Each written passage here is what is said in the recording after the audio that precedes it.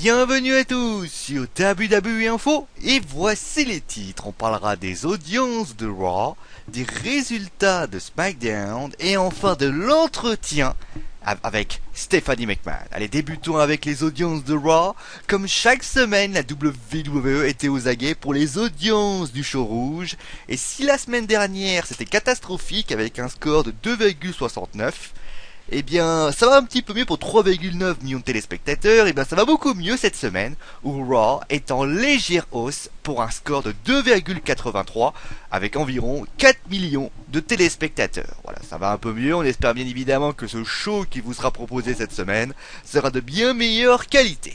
Allez, place maintenant aux résultats de SmackDown, où le show a débuté avec John Cena, qui est venu pour parler des événements de WWE, et il explique pourquoi il veut Seth Rollins. Mais le problème, c'est qu'il y a Dean Ambrose, et cela permet à l'autorité de s'en prendre à eux. Et quand on parle du loup, il arrive, Dean Ambrose explique qu'il veut Seth Rollins, et que Night Champion n'est rien quand on voit ce qu'il a pris il y a 1 mois et demi. Cena comprend, mais il lui dit que l'autorité ne doit pas prendre le dessus, et donc il lui propose de faire la paix. Mais c'est alors que l'autorité vient, et Randy Orton leur annonce qu'ils les affronteront à nouveau pour voir s'ils sont aussi solidaires qu'il y paraît. Ensuite, nous avons eu un match par équipe entre le Miz et Damien Mizdown qui ont fait face à Sheamus et à Dolph Ziggler, et victoire de ces derniers suite à un roll-up de Mizdown. Après le combat, Sheamus a frappé Mizdown avec une chaise. Ensuite, nous avons eu un match des divas entre Paige et Naomi, et victoire de Paige suite à un PTO. Après le combat, AJ Lee vient s'en prendre à Alicia Fox qui était aux côtés de Paige, peut-être la frustration par le fait bien sûr qu'elle se cherche une meilleure amie. Et bien ensuite le moment patriotique du Big Show et du bien sûr russe contre américain.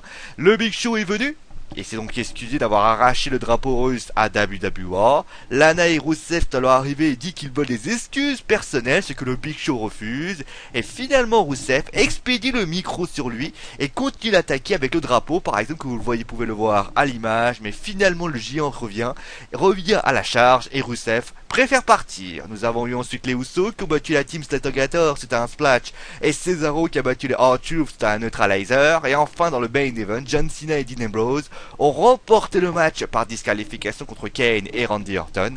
Après le combat, Kane a fait un chokeslam sur Ambrose et Ambrose s'est pris également à RKO. Alors que John Cena est venu l'aider, et tout le monde était parti et le show était terminé. Il faut arriver à l'avance, mon petit John.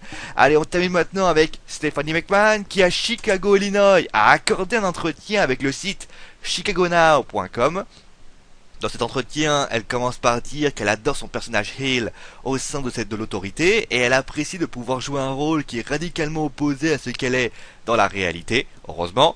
Et elle a également reconnu que les blessures en ce moment posaient problème et c'est pour cette raison que les rookies de NXT font désormais attention. Et elle termine que comme elle était à Chicago, on a forcément posé la question sur le public et l'ambiance de la ville.